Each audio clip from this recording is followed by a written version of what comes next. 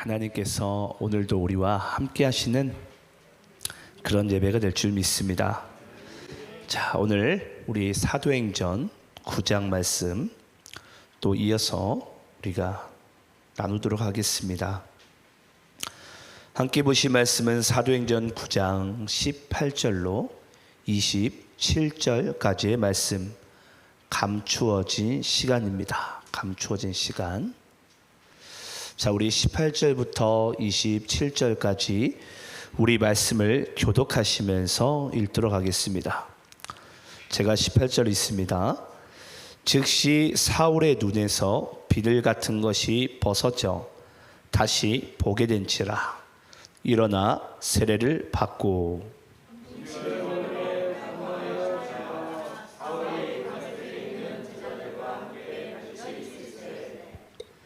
즉시로 각 회당에서 예수가 하나님의 아들이심을 전파하니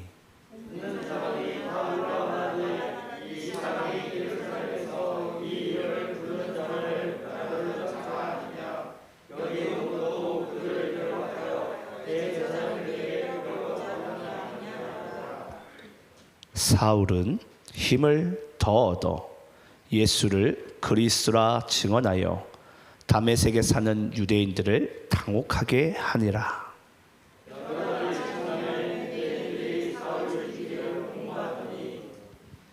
그 계교가 사울에게 알려지니라. 그들이 그를 죽이려고 밤낮으로 성문까지 지키거늘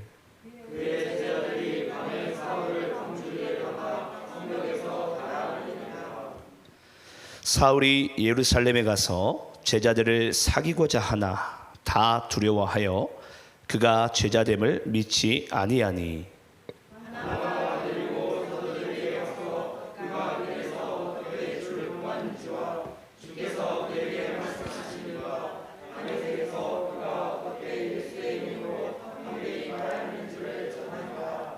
아멘. 자, 오늘은 우리가 사도행전 9장 말씀을 통해서 감추어진 시간에 대해서 함께 말씀의 은혜를 받도록 하겠습니다. 여러분, 우리가 하나님의 말씀을 받을 때는 말씀이 곧 누구시죠? 하나님이시죠. 그래서 우리가 말씀을 받을 때에는 말씀을 우리가 하나님으로 인정하게 될 때에 우리 모두에게 은혜의 시간이 될 줄 믿습니다. 저도 그런 두렵고 떨린 마음으로 이 자리에 서고요. 또 하나님께서 그런 저를 또 사용하셔서 또 여러분들에게 정말 너무나도 놀랍고 은혜로운 그런 시간 되기를 소망합니다. 오늘은 저도 설교할 때 잘 쓰지 않는 방법인데 먼저 여러분들께 좀 성경 이외의 이야기를 조금 먼저 하고 제가 좀 말씀을 좀 보도록 하겠습니다.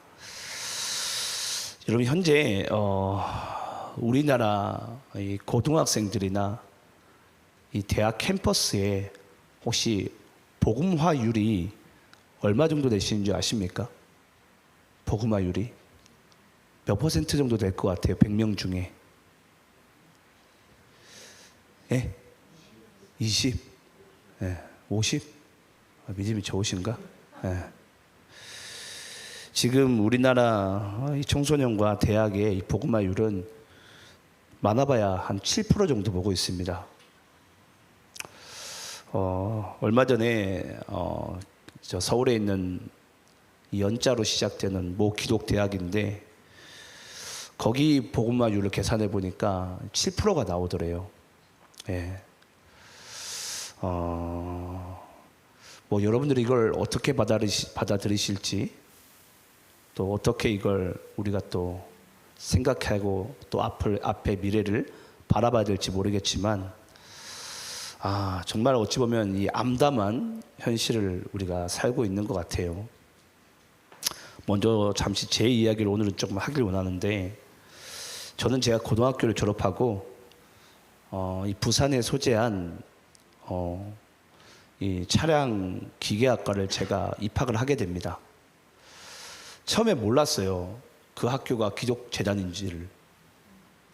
그 당시엔 저는 이제 예수를 믿지 않을 때였고 남매요령개교를 20년 동안 믿을 때였었는데, 그때 이제 뭐 기독재단 학교를 다니신 분들은 아시겠지만 수요일마다 이 채플 수업을 들어요. 예.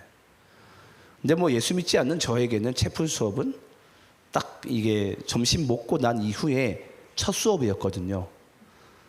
아주 잠자기 좋은 시간이었습니다. 예.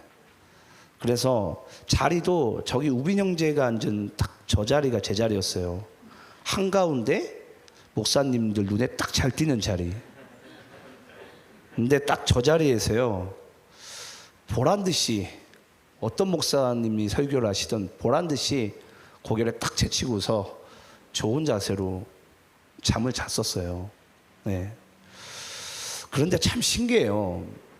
제가 그때는 예수를 아예 모르고 믿지도 않을 때였는데, 그때 항상 그 기독 청년들이 이제 목사님께서 설교하시기 전에 불렀던 찬양이 실로암이었어요. 근데 이상하죠?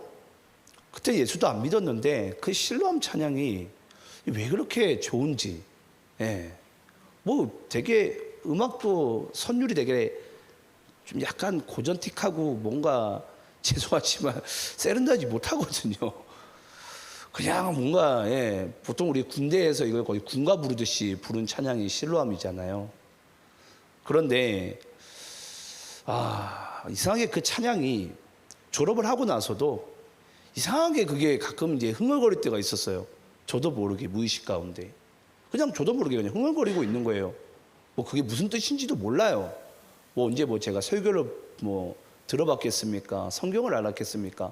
아무것도 모르는데 그냥 그 실로암 찬양이 그냥 나지막하게 그냥 저도 모르게 나올 때가 있었어요. 그런데 저는 그렇게 졸업을 하고 이제 저는 이제 어떠한 일로 인해서 청년 때 이제 한 7, 8년을 신용불량자로 살아갑니다. 신용불량자로 살아가면서 한참 미래와 꿈을 꿀 수 있는 나이에 꿈을 꿀 수 없었어요. 왜냐하면 기술은 가지고 있었지만은 대기업에 취업을 하고 싶어도 그때 당시에는 우리나라가 IMF가 딱 끝난 시점이라 그때 당시에 많은 이 신용불량에 걸려있는 청년들이 취업이 안 됐었습니다. 그러니까 저도 취업의 문이 다 막혔었어요. 나는 왜 내가 꿈꿀 수 있는 나이에 내가 왜 이렇게 살아가야 될까라는 그런 물음표와, 그리고 그때 제가 할 게 없으니까 제가 무슨 일을 했었냐면 단란주점에서 웨이터 했었어요. 네.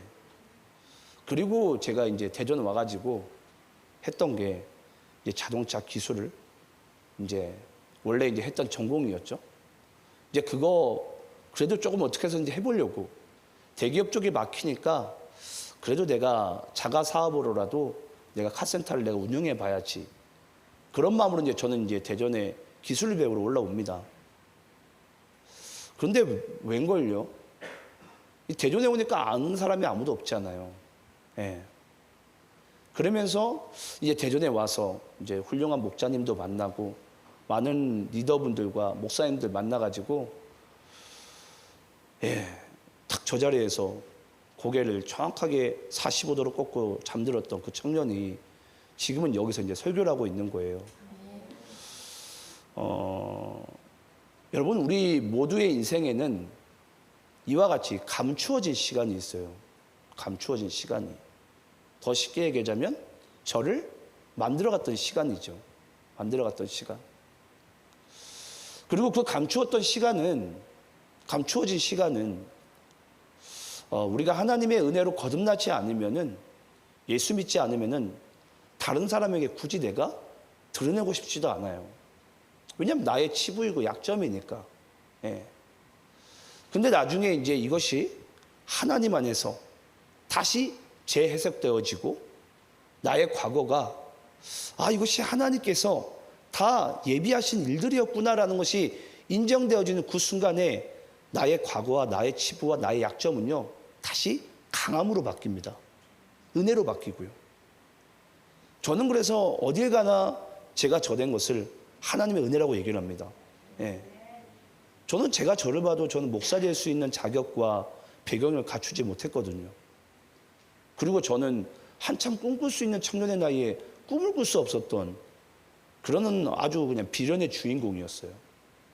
이제 그런 저를 하나님께서 이제 오늘 이 자리에 앉혀주셨는데, 제가 오늘 이제 주일 오전 설교를 제가 준비를 하면서 이 이제 바울이죠. 이 사울이 이제 곧 바울이 되는데, 이 사울이 바울이 되는 과정, 이 과정에는 이 감추어진 시간이 있어요. 감추어진 시간이. 많은 사람들이 이 사도 바울을 도무지 몰라봐 줄 때, 또 사도 바울은 왜 내가 이 광야에 3년간 갇히게 되는데, 내가 왜 예수를 만나고도 3년 동안은 이 광야에 갇혀 살아야 되는지, 그것이 하나님 안에서 아직까지 믿음이 온전치 못하여서 도무지 재해석되지 않을 때, 그때 이 사도 바울은 이유도 알지 못하는 이 감추어진 시간을 보내게 됩니다. 그래서 이 감추어진 시간 가운데 하나님께서 한 명의 이 청년을 붙잡고 어떤 인생을 준비하시고 이루어 나가시는지를 오늘 우리가 이 본문을 통해서 함께 알아가는 그런 시간을 가지도록 하겠습니다. 먼저 우리가 좀 지난주 봤었던 말씀 좀 읽어보겠는데요. 우리 한번 18절부터 20절까지 말씀 한번 읽어볼까요? 지난 시간에 마지막 부분이었죠. 자, 그 말씀 한번 읽어볼게요. 자, 교독하면서 한번 읽어보겠습니다. 제가 18절 있습니다.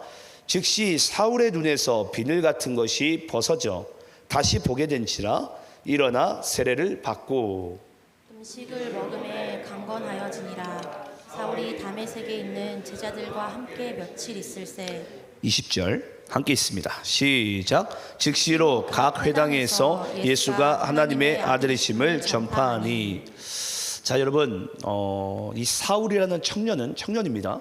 이 청년은 다메섹이라는 이 동네에 와가지고, 도시에 와가지고 예수를 영접합니다. 예수를 믿게 돼요.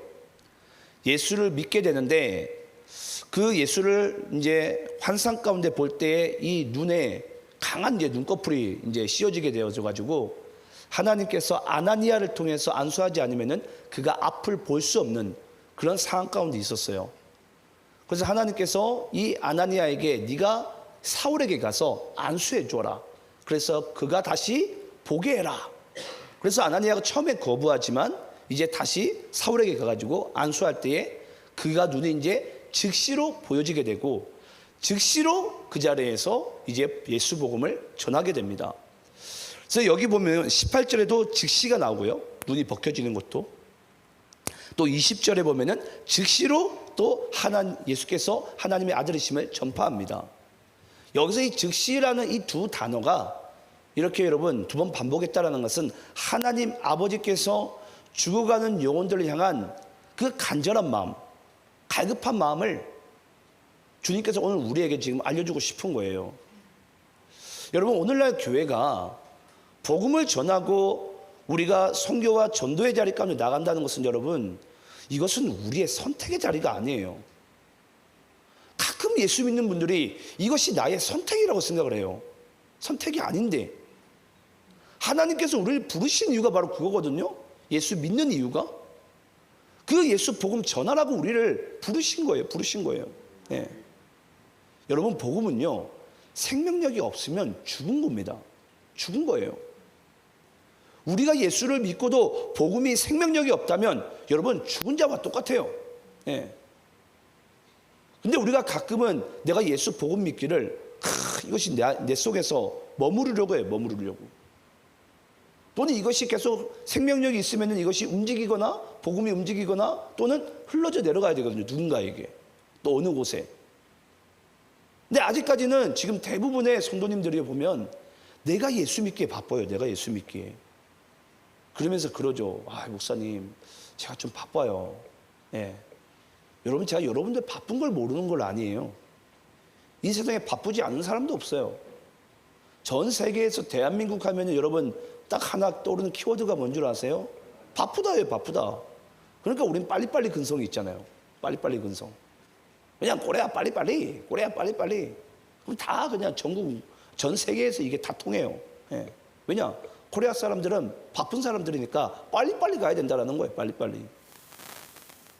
근데 여러분, 우리가 빨리빨리 가진다고 그게 빨리빨리 가집니까? 저도 영혼들을 케어해 보지만요, 이게 빨리 되는 게 아니에요. 기다려줘야 됩니다. 기다려줘야 되고, 또 여러분들이 또 그 성장의 과정을 우리가 거쳐가면서 정말 나중에 예수를 믿게 되면 또 이 예수 복음은 생명력이 있어서 누군가에게 또 이것이 또 전달되어져야 돼요. 근데 가끔은 우리가 내가 막 기도하고 찬양 열심히 하고 말씀도 받으면은 거기서 신앙생활이 우리가 끝이라고 생각을 많이 합니다. 여러분, 절대 그렇지 않습니다. 하나님께서 죄인된 우리를 값없이 부르시고 먼저 우리에게 복음의 빚진 자로서 이 땅에 살게 하심은 이 값없이 받은 이 복음이, 은혜로 받은 이 복음이 누군가에게는 즉시로 전해지기 원하는 하나님 아버지의 간절한 마음이 그 복음 가운데 담겨져 있는 줄 믿습니다. 그래서 여러분, 우리를 부르신 거예요. 우리를. 예. 아니 여러분, 뭐 이 표현이 어떻게 들릴지 모르겠지만 오죽이나 하나님이 답답하시면은 이 작으려면 작을 수 있는데 우리 교회 가운데 구령의 열정을 주셨겠어요. 오죽이나 답답했으면. 여러분, 이게 만약에 교회의 사명을, 구령의 열정을 주게 되면 어느 교회가 할렐루야 하면서 이걸 받겠습니까? 할렐루야 안 합니다, 여러분. 차라리 다른 슬로건을 표어를 걸면요, 충분히 할렐루야 외치겠죠. 근데 여러분, 구령의 열정을 걸어가지고 할렐루야 외칠 교회는 여러분, 지구상의 교회 그렇게 몇 교회 되지 않아요. 그런데 하나님께서 이 도시 안의 교회를 정말 축복하시고자, 일이 아닙니다, 여러분. 축복이에요. 여기서 생명의 열매를 맺기 원하시는 거예요. 생명력이, 복음의 생명력이 이 교회를 통해서 흘러가기 원하시는 거예요. 저는 거기 가운데 부르심을 받은 우리가 이 세상에 가장 행복자이며 정말 가장 하나님께 큰 선물을 받은 자인 줄 믿습니다. 그래서 우리가 여러분, 이 땅 가운데 살아가는 것이 단지 예수 믿고 내가 성공하고 잘 먹고 잘 사는 그런 인생이 아니라 정말 예수 안에서 잘 사는 인생은 오늘도 우리가 이 즉시로라는 하나님 아버지, 이 영혼을 향한 간절한 이 마음을 품는 자가 정말 이 땅에 어느 누구보다도 가장 축복을 많이 받은 자인 줄 믿습니다. 자, 우리 한번 따라해 봅시다. 교회는 반드시 구령의 열정이 있어야 합니다. 저는 이 사실이 여러분들에게 반드시가 되시길 간절히 축원합니다. 자, 그리고 19절부터 21절까지 또 말씀 읽어보겠습니다. 제가 19절에 있습니다. 음식을 먹음에 강건하여 지니라. 사울이 다메섹에 있는 제자들과 함께 며칠 있을세.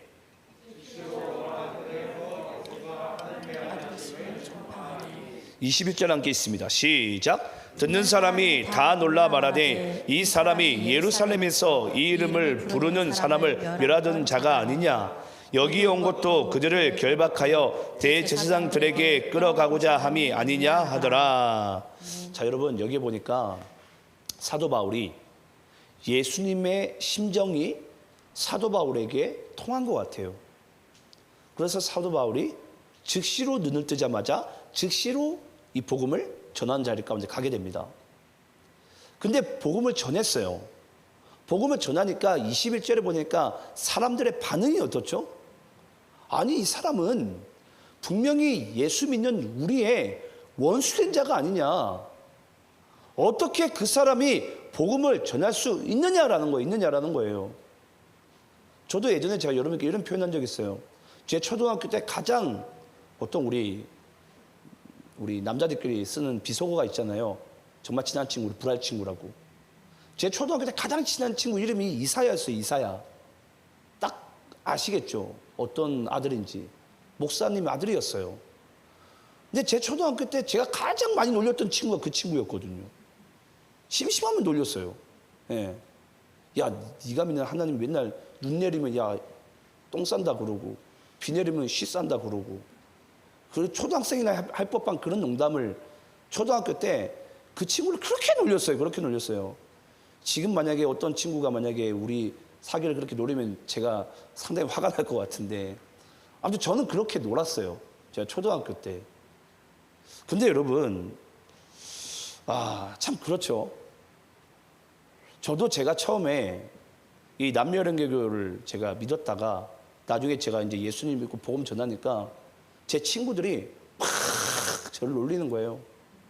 그러면서 대전에 쫓아오겠대요. 제 고등학교 때 친구들이. 고등학교 때 친구들이 거제도는 그렇게 크지 않기 때문에 마을이 초중고 때부터 다 아는 친구들이거든요. 막 저를 놀리면서 그 얘기를 해요. 야, 내가 대전에 있는 니네 교회 가가지고 너의 과거를 다 폭로하겠다고. 예. 교인들 다 떠나가게 만들 거라고. 아니, 과거를 다 폭로하면 떠날 수도 있어요.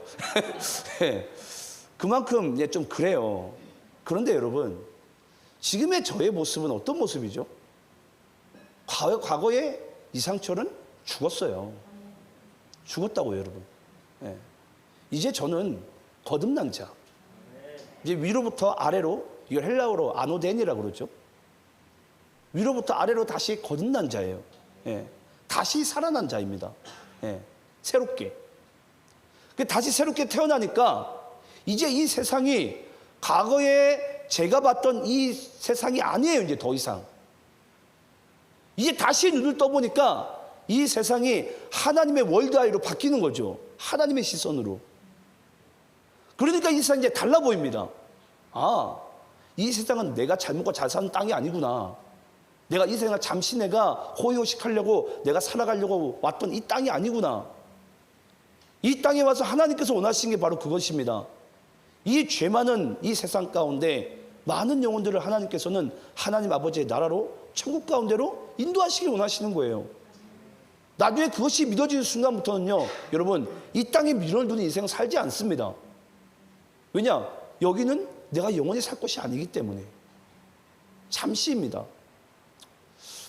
저희 교회도 보면은 지금 나이가 70, 80, 이제 우리 90대시는 우리 이유금 성도님들 계신데, 여러분 한번 시간 나면 한번 여쭤보세요. 80까지 가는 거 금방입니다. 예. 90 금방 가요. 이제 곧 하나님 나라 가야 돼요, 우리 모두도. 우리가 보기에는 내가 이제 막 30이고 이제 20대고 40대면 내가 영원히 살 것 같잖아요. 그렇지 않아요. 곧 갈 날이 얼마 남지 않았어요. 저는 항상 그걸 항상 염두에 두고 살아가요. 아, 내가 곧 이 땅을 떠날 날이 얼마 안 남았겠구나. 제 남은 생에 정말 하나님께 저도 소원이 있다면요, 정말 예수 믿지 않는 분 단 한 분이라도 더 제가 예수 믿게 하는 것이 저는 이 땅에 제가 살아가야 될 목적으로 삼아요. 아, 그것이 내가 이 땅에 남은 인생을 살아가는 목적이구나. 예. 이 땅에서 여러분 잘 살아가 봐야 남의 것 빼앗고 남 것 짓밟고 누군가는 실패하고 누군가는 이상한 성공 비스무리한 것을 하지만은 그것도 성공도 아니잖아요. 예. 결국 누군가는 여러분 망해야 되고 죽어야 되고 빼앗겨야 되잖아요. 그게 이 세상의 시장 논리거든요. 시장 논리. 예, 경제 논리. 누군가는 잘 살면 누구는 여러분 못 살게 되어져 있어요. 그 빈부의 격차 가운데. 그리고 여러분 아시겠지만 우리나라도 점점 선진국가 되어가면서 우리나라의 빈부격차는 훨씬 더 커지고 있죠. 오히려 여러분 우리나라가 진짜 행복할 때는 저는 이제 막 조금 이제 전쟁 끝나고 잘 살려고 했을 때, 그때는 여러분 우리나라가 참 행복했어요. 근데 지금은 잘 살고 나니까 잘 살고 싶은 마음도 없고, 청년들을 한번 주변의 청년들한테 물어보세요. 혹시 너에게 꿈이 있냐고. 여러분 요즘에는 청년들이 꿈이 없어요. 아니, 가질 수가 없어요. 왜 그런 줄 아십니까? 대한민국에서 꿈을 이루려면 최소 3% 정도 되는 이 바늘구멍을 통과해야 돼요. 서울에 있는 이 스카이 대학을 들어가야 되고요. 수도권에 있는 이 집과 거기에 있는 직장을 들어가지 않으면 다 패배주의 가운데 살아갑니다. 그런 청년들이 무슨 소리 여러분 꿈을 꿉니까? 꿈을 꿀 수가 없어요. 그런 세상 가운데 우리는 여러분 살고 있습니다. 그러니까 우리는 여러분 이 땅 가운데 예수 복음을 전하지 않으면 어느 누구도 이 땅에서 소망을 가지고 우리는 살아갈 수가 없는 존재들이에요. 그래서 하나님께서는 우리를 그렇게 부르셨는데, 지금도 이 거듭난 청년이 예수 복음을 전하니까 사람들이 어떤 시각으로 바라보죠? 야, 너 예전에 예수 믿는 사람 때리고 가두고 죽이지 않았냐? 네가 무슨 예수 믿는 사람이냐? 막 조롱을 하는 거예요. 조롱을 하는 거예요. 여러분, 우리가 예수 믿기 전에 부족할 수도 있어요. 아니, 예수 믿고 나서도 부족할 수도 있어요. 하지만 잊지 마시기 바랍니다. 내가 나 된 것은 주님의 은혜라. 주님의 은혜라. 내가 가진 것, 내가 나눌 수 있는 것은 여러분 예수밖에 없어요. 네. 그 예수를 전하시면서 전 여러분들이 정말 이 바울과 같이 정말 남은 인생 살아가시기를 간절히 축원합니다. 그러면서 22절 말씀을 보게 되면요, 사울은 힘을 더 얻어 예수를 그리스도라 증언하여 다메섹에 사는 유대인들을 당혹하게 하니라. 예. 핍박이 더하면 더할수록 사울은 더 어떻게 했다고요? 더 힘을 얻었대요. 더 힘을 얻었대요. 여러분 생각을 해보세요. 누군가가 내가 하는 일에 대해서 막 핍박을 해요. 저주를 해요. 만약에 그때 더 힘이 나는 이유가 뭘까요? 더 힘이 나는 이유가 뭐죠? 왜 더 힘이 난다고 생각을 하세요? 여러분, 내가 가진 게 진짜이기 때문이에요. 그러니까 더 힘이 나는 거예요. 예. 내가 가진 게 진짜일수록 여러분, 사람들은 더 큰 소리를 내게 되어져 있습니다. 예. 내가 가진 게 진짜니까. 그래서 사람들의 핍박이 더하면 더할수록 우리는 더 힘을 낼 수 있고 더 담대해질 수 있는 거예요. 그것은 여러분 나로 말미암는 것이 아니라 이 복음이 주는 힘이에요. 복음이 주는 확신. 그래서 정말 여러분들 손에 지금 쥐고 있는 것이 정말 진리이자 정말 확실한 복음이 맞다면 여러분 핍박을 받더라도 여러분 더 담대하시기 바랍니다. 네, 더 힘을 얻으시기 바랍니다. 이 세상에 가짜와 거짓의 논리는요, 이 진리를 싫어합니다. 네, 진리를 싫어해요. 그래서 우리가 가진 이 복음이 진짜라면 우리 이 진짜를 가진 우리가 가질 수 있는 것이 더 힘을 얻는 것이며 담대함의 그 삶의 자리로 우리는 나가게 된 줄 믿습니다.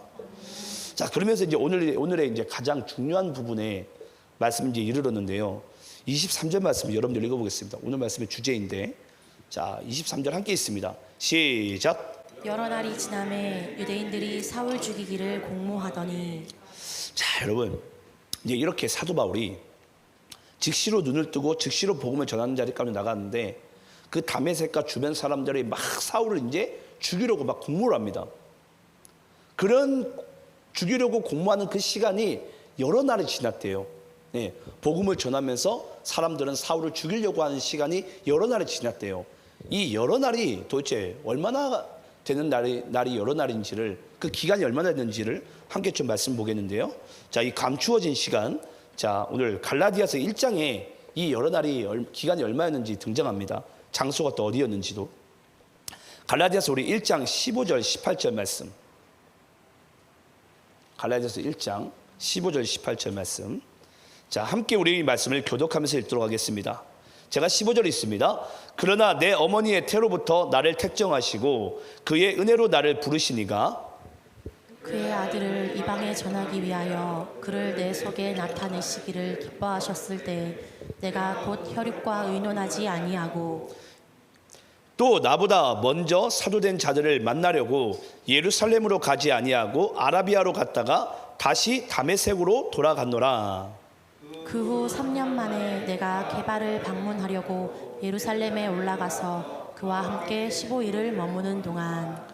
자, 여러분 일단 우리가 갈라디아서 말씀 봤는데 우리 본문 26절 한번 읽어볼까요? 26절. 본문 26절 띄워주시겠어요? 한번 여기 보면은 사울이 예루살렘에 가서 제자들을 사귀고자 하나 다 두려워하여 그가 제자됨을 믿지 아니하니. 지금 사울이 이제 예루살렘으로 지금 갔어요. 근데 이 사울이 다메섹에서 이 아라비아 광야를 거쳐가지고 예루살렘으로 가는 이 중간 과정, 감추어진 시간이에요. 이 감추어진 시간이 몇 년이냐면은 갈라디아서 1장 우리 17절과 18절에 보면요, 제가 다시 한번 읽어볼게요. 또 나보다 먼저 사도된 자들을 만나려고 예루살렘으로 가지 아니하고 아라비아로 갔다가 다시 다메섹으로 돌아갔노라. 18절에 보면 그 후 3년 만에 내가 게바를 방문하려고 예루살렘에 올라가서 몇 년이 걸리죠? 3년이 걸립니다. 3년이. 여러 날이 지나며라는 이 시간이. 이 여러 날이 지나며라는 것은 사도 바울이 이 광야 가운데 딱 갇혀 있어요. 딱 하나님이 가두어 두십니다. 어디 못 가도록. 그래서 이 사도 바울에게는 이 아라비아 광야에서 3년을 머물게 돼요. 3년을. 여기서 3년 동안 뭐 하게 되냐면 사도 바울이 복음을 전하긴 전하는데요. 사도 바울이 여러분 아시겠지만은 막 복음을 전하고 각 나라와 지역들마다 교회를 세울 때 가장 많이 사람들이 사도 바울을 공격한 게 어떤 부분 때문이었죠? 사도권에 대해서. 네가 무슨 사도냐? 사도는 예수님과 이 12제자처럼 예수님과 같이 3년 반 동안 공생애 가운데 같이 동행해야 한 사도다. 그래서 여러분 이 3년의 시간 동안에 예수님께서 이 바울이 복음을 전하는데요, 이 감추어진 시간 동안에 하나님이 또 이 바울에게 하신 일이 있습니다. 그 말씀 또 읽어보겠는데 갈라디아서 1장 11절 12절 읽어보겠습니다. 제가 11절 읽겠습니다. 형제들아 내가 너희에게 알게 하노니 내가 전한 복음은 사람의 뜻을 따라 된 것이 아니니라. 이는 내가 사람에게서 받은 것도 아니요 배운 것도 아니요 오직 예수 그리스도의 계시로 말미암은 것이라. 여러분 사도 바울이요, 하나님께서 아마 바울은 처음에 그랬을 거예요. 하나님 왜 내가 즉시로 눈을 떠서 내가 즉시로 예수 복음을 전하는데 도리어 예수 믿는 사람들이 사도 바울을 막 비난을 하는 거예요. 네. 네가 무슨 복음을 전하냐고. 너는 우리의 원수된 자 아니었냐고. 막 핍박을 하고 도리어 그 사람들도 이 사도 바울을 잡아 죽이려고 하는 거예요. 안 믿는 사람들이나 믿는 사람들이나 이 사도 바울을 가만 내버려 두려고 하지 않습니다. 그러면서 이 광야에서 여러분 여기 보면은 사도 바울이 다메섹에서 아라비아로 또 아라비아에서 다시 다메섹으로. 근데 여러분 이 아라비아라는 것은 아라비아라는 이 큰 광야 가운데 거기에 속해 있는 것이 다메섹이에요. 예. 그러니까 사도 바울은 다메섹과 아라비아라는 이 큰 광야 가운데 계속해서 주변 지역에 이 복음을 이제 전하러 다닙니다. 근데 복음을 전하러 다니는 그 기간 가운데 이 하나님께서요, 이 사도 바울에게는 특별히 3년 반의 공생의 기간을 예수님과 동행하지 않았으니까 3년 동안 여기서 계시로서 계속해서 사도 바울에게 이 말씀에 이 복음에 훈련을 시키는 거예요. 양육을 시켜내는 거예요. 그래서 여러분 이 사도 바울에게는 생각을 해보세요. 여러분들이 사도 바울이라면요, 왜 하나님이 나를 이 광야에 가두실까? 광야는 여러분 어떤 곳입니까? 메마른 곳이고 생명이 없어요. 이 생명이 없고 메마른 땅에 왜 하나님이 나의 인생을, 예수 믿는 나의 인생을 여기에 가두실까라는 그 고민거리가 여러분, 궁금증이 사도 바울이 풀리지가 않습니다. 그 풀리지 않는 상황 가운데 언젠가부터 하나님의 계시 음성이 하나씩 내려와요. 네. 알고 보니까 이 제자들이 3년 반 동안 예수님과 공생애간에 훈련받은 것을 사도 바울은 특별 수업을 1:1 과외를 쉽게 얘기하자면 이 광야에서 홀로 주님께 계시의 음성으로 받고 있는 거예요. 광야에서. 여러분, 제가 여러분께 그런 얘기를 했어요. 광야가 이 히브리어로 제가 뭐라고 그랬죠? 광야가 미드바르. 하나님의 말씀은 다바르. 이게 여러분 원래 히브리어를 원래는 미드바르나 다바르는 원래 이게 똑같이 다바르로 거의 발음됩니다. 밑자른 발음은 거의 묵음으로 돼가지고 잘 들리지 않아요. 그러면 이 복음이 이 메마른 이 광야 가운데 꿈도 없고 소망이 없는, 도저히 나로서는 왜 하나님께서 나에게 이 감추어진 시간을, 아무도 알아봐주지 않는 이 시간을 나에게 도대체 왜 허락하셨을까라는 수많은 물음표 가운데 사도 바울이 나중에 하나님의 말씀을 받게 될 때에 그제서야 이제 알게 되는 거예요. 아, 하나님께서 나를 이 이방인들에게 복음을 전하기 위해서 사도로 삼으시는구나. 이 사도되는 과정을 이 메마른 광야 가운데 내가 어떤 것도 의지할 수 없고 어떤 것도 가질 수 없는 그 상황 가운데 내가 오직 예수만 바라보기 원하시는구나. 주의 말씀만 먹기 원하시는구나. 우리 신명기 우리 8장 3절 말씀이죠. 하나님께서 이스라엘 백성들에게 만나를 주시면 너희들이 떡으로만 사는 것이 아니요 하나님 입에서 나오는 모든 말씀으로 살게 하신 줄을 알게 하려 하심이라. 하나님께서 우리에게 여러분 광야에서 이스라엘 백성들에게 만나를 주시는 이유가 바로 그거예요. 너희들은 떡으로 사는 게 아니라 말씀을 통해 살아야 돼. 이 메마른 광야 가운데 여러분들의 인생 가운데도 광야를 지금 지난 인생들이 있을 거예요. 사람들에게 지금 나의 처지를 숨기고 싶고 감추고 싶고 지금 나에게 꿈과 소망을 가지기 힘든 이 순간 가운데 어느 누구도 나의 이 상황을 칭찬해 주지 않고 소망이 되어주지 않을 때, 희망마저 가질 수 없을 때 여러분 잊지 마시기 바랍니다. 그때가요, 하나님께서 우리를 만들어 나가신 과정입니다. 그때 우리가 주님 만나서요, 우리는 나중에 먼 훗날 그제서야 이제 우리의 과거의 삶이 재해석되기 시작돼요. 아, 이 모든 과정이 감추어진 시간이, 다른 사람들에게 숨기고 싶었던 나의 시간들이 바로 내가 주님을 만날 수 있었던 시간이었고, 예수를 인격적으로 믿을 수 있는 시간이었고, 훗날 이것이 나의 간증으로서, 은혜로서 누군가에게 전해지기 원했던 그런 시간들이었구나. 그래서 여러분, 사도 바울이 항상 사도권을 가지고 공격할 때마다 뭘 가지고 항상 얘기한 줄 아십니까? 오늘 여러분들이 읽으신 우리 갈라디아서 1장 11절 12절, 내가 지금 너희들에게 전한 복음은 사람으로 난 것이 아니라는 거예요. 네. 다 하나님께서 광야 가운데 나에게 계시로서 나를 사도로 만들어 나가셨다는 것을 사도 바울이요, 온 교회들마다 교회를 세울 때마다 항상 그걸 자랑하는 거예요. 어떤 부분을? 감추어진 시간을, 감추어진 시간 가운데 함께 하신 하나님을, 함께 하신 주님을. 저도 그래서 여러분, 제가 지금 목사 된 것을 저는 자랑하고 싶은 마음은 없어요. 하지만 제가 지금 이렇게 목회자로 만들어 나가는 이 과정은 저는 어디 가나 저는 자랑합니다. 근데 한때는 그 시간들이 저에게는 숨기고 싶었어요.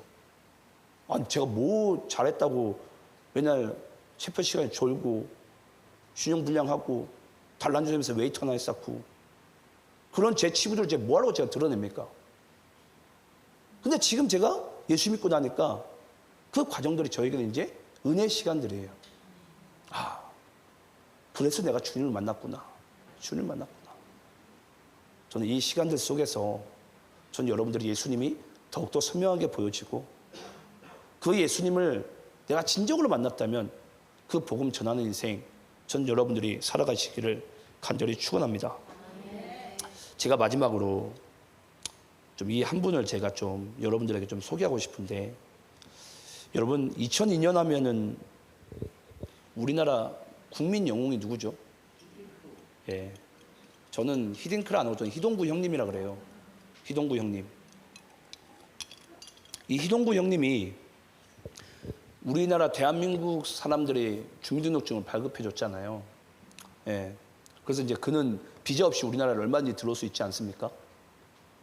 근데 이 희동구 형님이요, 많은 사람들은 그가 잘된 모습과 성공한 모습만 봐요. 근데 제가 아마 여러분들 주보에 제가 서신서에도 제가 잠시 소개했었는데, 이 희동구 형님이 보면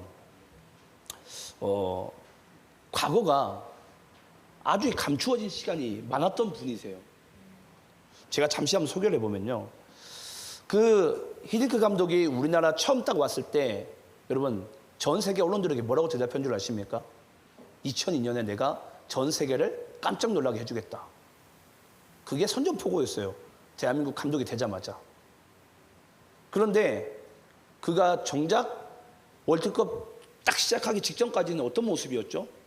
별명이 5대0이었어요. 5대0. 강대구하고 뭐 붙으면 5대0으로 지는 거예요. 예. 그게 별명이었어요. 별명. 아니, 세계를 깜짝 놀라게 해준다더니 맨날 축구를 5대0으로 지고 앉아 있는 거예요. 어느 누구도 우리나라가 여러분 4강 갈 거라는 건, 월드컵 4강 갈 거라는 건 꿈에도 몰랐어요. 꿈에도 몰랐어요. 아니, 5대0으로 지고 앉아 있는데. 그럼 혹시 그거 아십니까? 우리나라 2002년 전에는 월드컵 나가서 단 1승도 못 해본 거. 1승도 못한 나라가 여러분 4강을 가겠대요. 전 세계를 깜짝 놀라게 해주겠대요. 이게 여러분 말이 됩니까? 말이 안 되잖아요. 근데 나중에 결국 이제 그게 이루어졌어요. 근데 대부분들은 그거 이제 집요하게 분석하시는 분들이 있어요. 제가 먼저 이분의 제가 감추어진 시간 좀 말씀드릴게요. 여러분, 이 히딩크 감독은 이 네덜란드 출신인데 원래 아주 작은 프로 축구단의 벤치 워머였어요. 벤치 워머. 벤치 워머가 무슨 뜻이죠? 벤치를 따뜻하게 달구는 사람. 무슨 뜻이죠? 붙박이 후보란 뜻이에요. 붙박이 후보. 예. 붙박이 후보였어요. 프로축구단, 그것도 작은 프로축구단에서. 그리고 그는 이제 생활이 이제 변변치 않잖아요. 이제 후보 선수니까 뭐 연봉이 얼마나 되겠어요.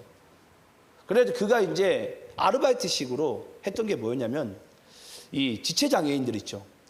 지체장애인들한테 가가지고 이제 축구 교실을 하는 거예요. 근데 한번 생각을 해보세요. 지체장애인들에게 축구를 가르칠 때 가장 애로사항이 뭘까요? 뭐가 안 되죠? 의사소통이 안 됩니다. 의사소통이. 예. 그래요. 그때부터 이 히딩크 감독이 어떻게 하면 내가 이 아이들과 전혀 소통이 될 수 없는 이 아이들과 소통을 할 수 있을까라는 것을 엄청나게 연구를 많이 해요. 예. 근데 그런 그가요, 나중에 이제 어차피 벤치 어머니까 프로축구단에서 조기 은퇴해버립니다. 82년에. 조기 은퇴해버리고, 그러면서 이제 사람들이 알아봐 주지도 않는 작은 이제 클럽에서부터 이제 코치를 시작해요. 감독도 아니고. 이제 코치를 시작합니다. 그럼 나중에 이제 시간이 지나는데 놀라운 일이 벌어져요. 그게 뭔 줄 아십니까? 히딩크 감독이 가는 모든 선수단들이 항상 대만족하는 게 뭐냐면 이 코치님하고 이 감독님하고 있으면은 선수들이 소통이 잘 된다라는 거예요. 소통이. 여러분 혹시 그거 아세요? 우리나라 어떠한 감독도 이 깨지 못한 걸 히딩크 감독이 와가지고 선수끼리 깬 게 뭔 줄 아세요? 서로 존칭을 없애버렸습니다. 이거 깬 자가 바로 히딩크 감독이에요. 근데 우리나라는 아시잖아요. 유교 사상이 가득해가지고 선수들도 이제 선후배 가운데 반말하게 되면은 바로 그냥 조인트 까이겠죠. 예. 근데 이거 갖다가 와가지고 바로 없애버리는 거예요. 왜냐? 야, 축구할 때 니네들이 소통을 해야 되는데 언제 니네들이 존댓말까지 다 하면서까지 니네들이 소통을 할 거냐라는 거예요. 그러니까 패스가 예를 들어서 1초 만에 갈 거를 2초, 3초 걸린다라는 거예요. 그러니까 그 소통을 완전히 그 팀 가운데 이걸 완전히 원활하게 바꿔버려요. 그래서 여러분, 이 히딩크 감독을 대부분 이 지켜든 사람들이 대부분의 공통 분모가 뭐냐면요. 이 감독은 소통을 잘하는 감독이다.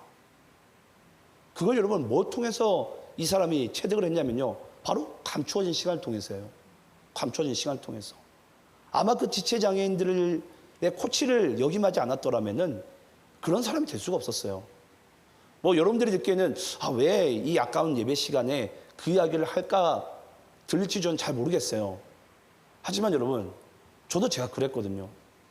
전 저의 자랑이 뭐냐면은 제가 23살인가 4살인가 그때 제가 23살이네요. 제가 단란주점 잠시 웨이터를 했다고 그랬잖아요. 그때 단란주점에 24명의 이 술집 외지 아가씨들이 있었어요. 이제 그들의 이제 이야기들을 이제 어느샌가 하나씩 듣기 시작합니다. 들으면서 그들의 생활고나 그들이 왜 이 술집에 일할 수밖에 없었는지 그런 이야기들을 다 하나같이 하는데요. 처음엔 저는 죄송합니다. 솔직히 상종하기 싫은 그런 분들이었어요.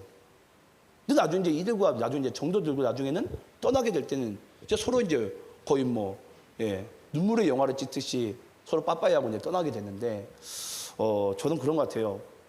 제가 목회를 하면서도 제가 영혼을 케어하는 데 있어서 가장 많이 제가 얻게 된 그 근거 중에 하나가 뭐냐면 저 상대방의 입장에서 내가 어떻게 이것을 그 부분을 받아들이느냐, 소통할 수 있고 포용할 수 있느냐, 이게 정말 제 목회를 하면서 중요하더라고요. 저는 여러분들께 꼭 그런 말씀 드리고 싶어요. 우리에게는 이런 감추어진 시간들 속에서 내가 알지 못하는 것들을 우리는 배우고 있고 체득해 나가고 있고 훈련받고 양육해 나가고 있습니다. 누가? 하나님께서. 저는 그런 시간들을 여러분들의 믿음 가운데 보내시고요. 비록 지금은 내가 숨기고 싶고 감추고 싶지만 언젠가는 그 주님의 날에, 주님의 때에 하나님께서 우리를 반드시 주의 영광으로 삼으실 그날이 저는 반드시 오늘 저는 믿습니다. 네. 그래서 이 사도 바울에게 감추었던 시간, 우리에게도 숨기고 싶고 감추었던 시간들, 이제 저는 머지않아 예수를 인격적으로 만나고 하나님께 영광으로 드리는 삶으로 살아가시기를 간절히 축원합니다. 마지막으로 우리 고린도전서 우리 1장 8절 9절 말씀 읽고 마치도록 하겠습니다. 제가 요즘에 가장 많이 묵상하기도 하고 좋아하는 말씀인데요. 요즘에 이 말씀에 제가 꽂혔어요. 이 말씀 읽고 마치도록 하겠습니다. 고린도전서 1장 8절 9절. 제가 8절 읽겠습니다. 주께서 너희를 우리 주 예수 그리스도의 날에 책망할 것이 없는 자로 끝까지 견고하게 하시리라. 너희를 불러 그의 아들 예수 그리스도 우리 주와 더불어 교제하게 하시는 하나님은 미쁘시도다. 아멘.